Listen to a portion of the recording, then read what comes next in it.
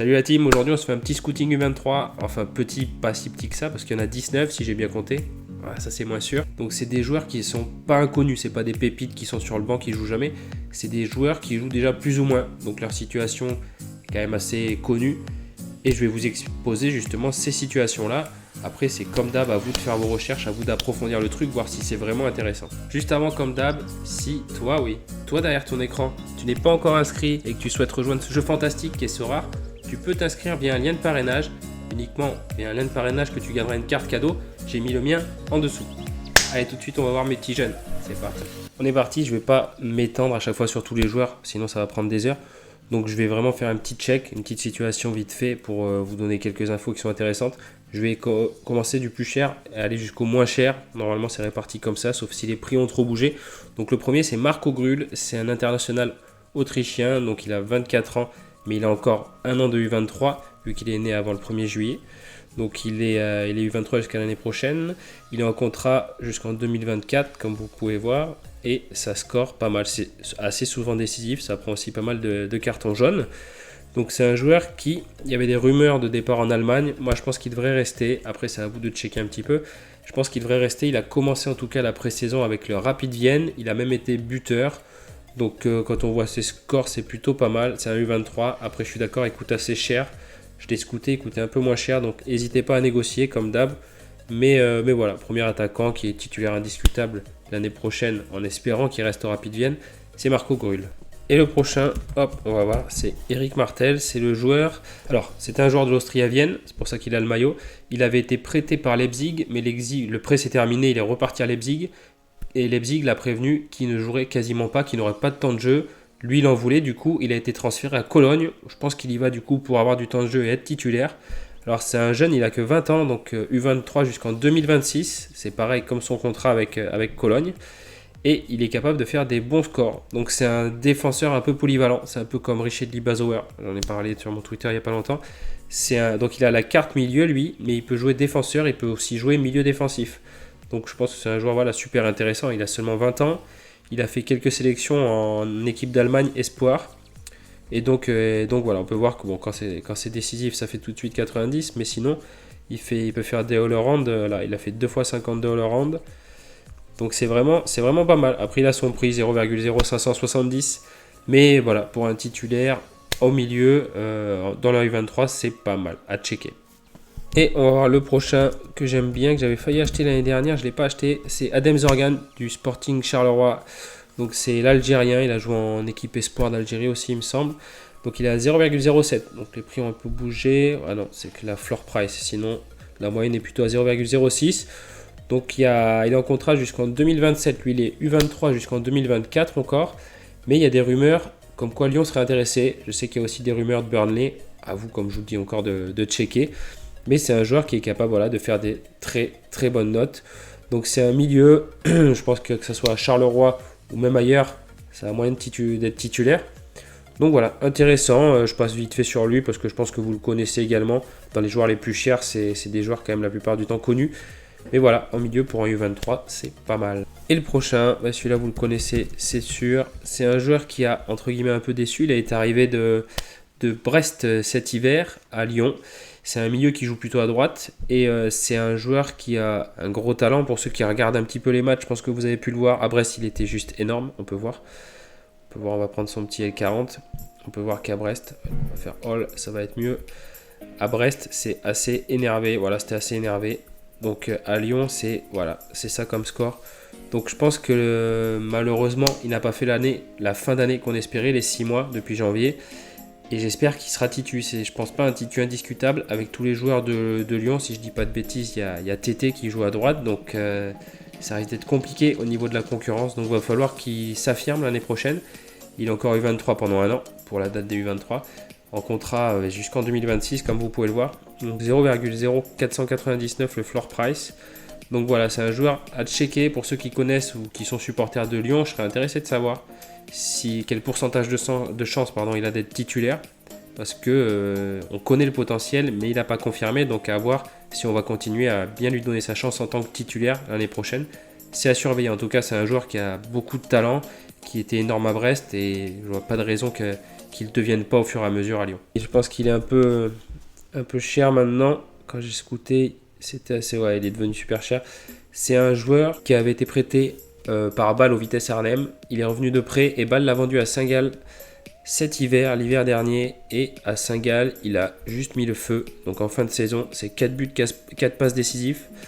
Donc c'est un mec qui un petit jeune, en plus il a 21 ans uniquement. Donc il est U23 jusqu'en 2025, contrat jusqu'en 2024. C'est sûr et certain, quasiment à 99% qu'il va être titulaire l'année prochaine. Il a été pas mal, il a eu quelques sélections, c'est pas énorme, entre les U15 et U21 de la Suisse. Donc c'est pareil, ça reste des jeunes espoirs encore. Donc voilà, c'est dommage qu'il soit aussi cher. Je continue de regarder. Sur les 30 jours, il a fait x2. Bon, il y en a beaucoup qui ont augmenté avec la reprise de l'Europe. Mais je le garde à l'œil parce que c'est vraiment un joueur qui peut, U23, qui peut rapporter énormément de points s'il continue comme ça l'année prochaine. Ok, le prochain, c'est pareil. Je vais aller assez rapidement. C'est Ibanez de la Roma. Il avait été prêté de l'Atalanta à la Roma l'année dernière. Il a été acheté l'été dernier par la Roma. Et donc ça continue à être titulaire. Donc c'est un joueur qui peut faire des all-around assez monstrueux également. En défense dans une équipe qui joue l'Europe aussi. On voit qu'il se rate de temps en temps, mais ça reste quand même assez rare. Et que c'est titulaire indiscutable dans le centre de la défense. Donc voilà, il est U23 encore pendant un an. Contrat jusqu'à 2025. Et il coûte 0,0465. Donc c'est à voir pour bien négocier. Et le prochain, c'est Robert Lucic, donc milieu central de Vienne, qui a été transféré à Zagreb. Donc c'est un mec qui, on se pose pas mal de questions. On est parlé moi avec quelques potes, on ne sait pas si ça va être titulaire indiscutable ou pas. En tout cas, ce qui est sûr, c'est qu'il va prendre du temps de jeu. Et moi, j'espère beaucoup de temps de jeu. Donc c'est milieu central plutôt défensif, ils disent sur Soradata. C'est U23 jusqu'en 2024. Il est en contrat donc pendant 5 ans. Et les matchs de prépa, il a commencé les matchs de prépa avec Zagreb. Il a marqué également. Donc je pense que ça va être un joueur à suivre cette année parce qu'il peut faire une saison exceptionnelle. Donc le niveau du prix, on est sur des 0,0660. Les prix ont pas mal bougé depuis que j'ai regardé il y a une semaine. Donc à surveiller également, mais bon, je pense que vous le connaissez aussi celui-là. En tout cas, très bon défensivement et très créatif dans son jeu, donc c'est vraiment un joueur apprécié. Et si Zagreb a mis des pièces dessus, je pense que c'est pas pour le laisser sur le banc, donc à suivre. Et le prochain, c'est Mel Melenstein. C'est un joueur qui a fait sa carrière en U18 en Angleterre. Il a été formé par Manchester United. C'est un U23 jusqu'en 2024 et il vient de signer au Vitesse Arnhem jusqu'en 2026. Donc Valvik, c'était vraiment pas top cette année. Mais on peut voir que lui, même dans une équipe qui a jamais fait les hauts de tableau, il a quand même des scores vraiment intéressants. Donc le Vitesse Arnhem, c'est pareil, ça n'a pas fait une fin d'année de folie, mais c'est quand même un club à cran supérieur. Donc ça pourrait le relancer et qu'il refasse des bons scores comme avant. Donc il est à 0,0220, je trouve pas ça super cher. Donc il est encore U23 pendant 2 ans. Donc là il vient de signer un contrat de 4 ans en plus. Donc intéressant à surveiller. Alors le prochain, il y a un petit truc que j'ai pas réussi à trouver, c'est savoir exactement où il va finir. C'est Rodrigo Gut. Par contre j'aime beaucoup, il est beaucoup aimé par les supporters du NEC. Il est U23 jusqu'en 2025 encore, et donc c'est titulaire, ça fait des très très jolis scores. Et donc c'est l'Atalanta qui l'a prêté à NEC, donc là il est marqué à l'Atalanta, mais le joueur il souhaiterait rester. Donc ça c'est vraiment des infos à checker, à bien checker sur les actualités, sur Twitter, un peu partout où vous pouvez.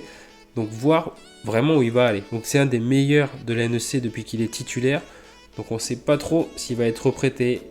Comme je vous le dis, j'ai lu qu'il voulait rester, donc j'espère qu'il restera et qu'il continuera sur cette lancée-là. Ça pourrait être pas mal, parce qu'à l'Atalanta, je ne sais pas s'il aura le même temps de jeu et les mêmes performances également. Et le prochain, c'est un défenseur qui est dans l'équipe de Norvège, qui a été dans l'équipe de Norvège de U15 à U21. C'est Jesper Daland, défenseur du Cercle Bruges. Alors lui, il est capable de faire des scores énormes. Il est capable aussi de se foirer des fois, comme vous voyez. Donc ça peut faire un 100 et un 24 juste avant et juste après aussi. Donc c'est un joueur moi que j'aime bien, qui est en U23 jusqu'en 2024, qui a été acheté l'été dernier et donc qui est titu en défense centrale du Cercle Bruges. Donc voilà, je vous laisse checker pour le reste. Et le prochain, c'est pareil, je pense que vous avez déjà entendu son nom, c'est Rhys Oxford. C'est un joueur qui était à West Ham, annoncé comme une future pépite, futur grand talent à West Ham, qui avait été prêté à Augsbourg et qui a été racheté par Augsbourg. Alors il n'a pas fait une fin d'année géniale, il me semble, voilà. Mais comme vous pouvez voir, avant c'était vraiment pas mal du tout. Donc ça, c'est un joueur qui est en contrat encore jusqu'en 2025 et qui a encore un an de U23 devant lui. Il est donc défenseur central. Comme je vous dis, c'était vraiment pas mal. Et titulaire en défense centrale, c'était vraiment pas mal avant. Il était dans les équipes jeunes anglaises et sa valeur marchande a quadruplé en un an. Donc c'est, je pense, un des joueurs à suivre. C'est un joueur qui va être sûrement aussi titulaire l'année prochaine. Donc à voir au niveau de son prix, c'est 0,015. Donc c'est vraiment pas cher. Donc à surveiller de près. Et le prochain, alors je vous le dis tout de suite, je me suis trompé dans mes fiches. Donc du coup, là on est dans les moins chers. C'est Leonardo Lopez. Je me suis rendu compte parce que je me souvenais que c'est pas non plus exceptionnel au niveau du SO5. Après ça peut faire voilà, de temps en temps des gros scores. Suffit qu'il ait une grosse année et ça peut vraiment parfait. Donc je le trouve pour 9 euros. Donc 0,0094, ça peut dépanner. De temps en temps, si vous avez besoin d'un backup, des fois quand vous avez un joueur suspendu ou blessé, ça peut être pas mal. Donc c'est un milieu central donc qui joue plutôt à gauche, comme il dit sur Data. Et c'est un joueur qui coûte vraiment pas cher. On peut voir, hop, ça n'a pas non plus vachement augmenté. Donc c'est voilà, c'est en contrat pendant 2 ans. Ça joue titulaire, donc là vous serez tranquille par rapport à ça. Donc si vous avez besoin d'un petit joueur en backup, vraiment pas cher, qui vous reste pas beaucoup de budget, lui il peut être intéressant. Et le prochain, alors lui je le trouve intéressant également, c'est Dylan Levitt. Alors il y a marqué No Club, en fait il appartient à United, il a joué à Dundee United. Je vais vous montrer ça, c'est pour ça qu'il a le maillot. Et donc il est arrivé à la fin de son prêt. Alors Dundee United, ils veulent l'acheter. Cardiff City veut en prêt. Donc United veut plutôt le vendre. Donc il serait plus proche de Dundee United. C'est un joueur international gallois depuis les U17. Donc il continue, même s'il n'a pas forcément, il n'est pas titulaire dans la sélection. Il y est déjà, alors qu'il a uniquement 21 ans, donc U23 jusqu'en 2025. Donc il va sûrement signer avec Dundee United, je pense. Qui fait en plus la Coupe d'Europe, donc ça fera midweek également. Il est assez cher, 0,0880. Mais ça peut vraiment être pas mal. Comme vous pouvez voir, il est capable de faire des très gros all-around, être décisif assez souvent également. Donc c'est pour moi un des joueurs à surveiller et un des joueurs à regarder quand son prix va baisser, parce qu'il a fait pas loin de, il a fait 2 fois et demi, fois 2 et demi en 30 jours. Donc c'est dommage de pas avoir eu les petites rumeurs avant, c'est parce que j'ai eu les infos dernièrement. Donc je pense qu'avec ces infos-là, comme quoi le rachat par Dundee United se précise, c'est dommage. Son prêt a augmenté, mais voilà, à suivre. Et le prochain, forcément, vous le connaissez, c'est Terem Moffi, l'attaquant de Lorient. Donc il est eu 23 encore jusqu'à 2023, donc encore un an en contrat jusqu'en 2024 à Lorient. J'ai lu un peu partout que si une bonne offre arrivait pour Lorient, il le lâcherait. En ce moment, il y a Bologne qui est intéressé. Donc c'est possible qu'il s'en aille. Alors, je ne sais pas si ça serait une bonne chose à Bologne. Il avait fait un bon début d'année et malheureusement derrière ça n'a pas trop suivi, pas trop confirmé. Donc ça reste un attaquant qui était titulaire à Lorient. Donc ça à voir s'il va continuer à être à Lorient. S'il va à Bologne, je pense que ça sera pareil. C'est un international nigérien qui a mis 2 buts en 7 sélections. Donc voilà, à suivre le dossier, voir s'il bouge ou pas. Il est à 0,026. Donc voilà, à vous de checker. Et le prochain, c'est un international écossais du Celtic. Bon, c'est pareil, je pense que vous le connaissez. Il est à 0,05 U23 jusqu'en 2023, en contrat jusqu'en 2025. Donc c'est un latéral, donc c'est un peu le problème. En général, latéraux, je ne m'intéresse pas trop. Sauf que là, c'est au Celtic. Donc il n'est pas tout le temps titulaire, il faut faire gaffe. J'avais noté ça, qui fait quand même quelques banquettes en général. Donc à vérifier, je ne connais pas trop la situation au niveau du Celtic. Je ne sais pas s'ils ont recruté à ce poste-là cette année. Mais ça me semblait intéressant. En U23, un joueur qui joue au Celtic, même s'il est latéral, à 0,05, il est capable donc de faire des scores assez énormes. Mais quand c'est décisif, forcément. Parce que ça fait des scores énormes, mais ça ne fera jamais trop de all-around. À part là où il fait 29, là où il fait 28. Voilà, sinon ça dépasse pas trop les 20. Là, il fait 40. Mais comme un latéral, ça perd beaucoup de ballons. Ça perd pas mal de ballons et de duels. En général, ça c'est pas fou. Donc c'est d'où son prix. Donc 0,05 Anthony Ralston, je pense que vous le connaissez. Il sera normalement un des titulaires entre guillemets, mais il fait des petites banquettes des fois. Et le prochain, hop, c'est pareil, je pense que vous avez déjà un petit peu entendu parler, c'est Filip Stojkovic. Donc c'est attaquant de Sion. Il avait été prêté par Aro l'année dernière, il avait été acheté par Sion du coup. Et cette année, c'est assez énorme, c'est 6 buts et 1 passe décisive en 2022. Donc c'est quand même un énorme ratio pour un U23, c'est vraiment pas mal. 0,05. Donc je vous fais un petit attention quand même au transfert. Possible qu'il soit transféré, il lui reste un an de contrat. Donc voilà, mais s'il reste à Sion, ça peut vraiment être une bonne pioche, parce que Sion c'est pas non plus archi mauvais. Et comme on voit, ça perf quand même pas mal. Donc à vous de vérifier un petit peu ça, mais voilà, je vous le mets en lumière parce que j'aime bien moi. Il jouait en U21 de la Suisse et c'est le meilleur buteur de Sion, donc j'espère qu'ils vont le garder, à voir. Et le dernier, alors j'en ai enlevé un parce qu'il était un ou deux même, parce qu'ils étaient pas, ça avait un petit peu trop bougé pour moi, c'est Bart van Rooij, qui a été formé au NEC, international hollandais des moins de 19. C'est un latéral, c'est peut-être le problème, mais regardez ces petits all-around qui sont assez énervés. Alors c'est ça qui m'a fait halluciner, voilà. Puis il est capable de faire des scores décisifs aussi assez énormes. Pour un latéral, je le trouve vraiment très intéressant à NEC, donc ça fait partie des joueurs qui ont fait une super saison. Je trouve que c'est un très bon rapport qualité-prix. Après, il faut faire attention, il y a des rumeurs de départ à Feyenoord.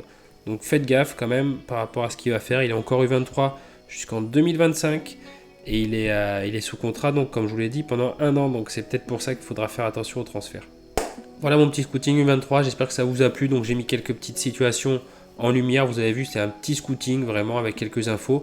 Après derrière, ça peut peut-être vous donner des idées pour aller faire des recherches en approfondissant un petit peu ça, si vous cherchez quelques types de joueurs en particulier. Donc voilà, ma liste de U23, donc je crois qu'il y en avait peut-être 18 ou 17. Au final, j'ai dû en enlever un ou deux, soit parce que ça avait bougé en prix, soit parce que y a certaines infos qui sont sorties qui n'étaient pas super. J'espère que ça vous a plu en tout cas, et je vous dis à bientôt. Salut!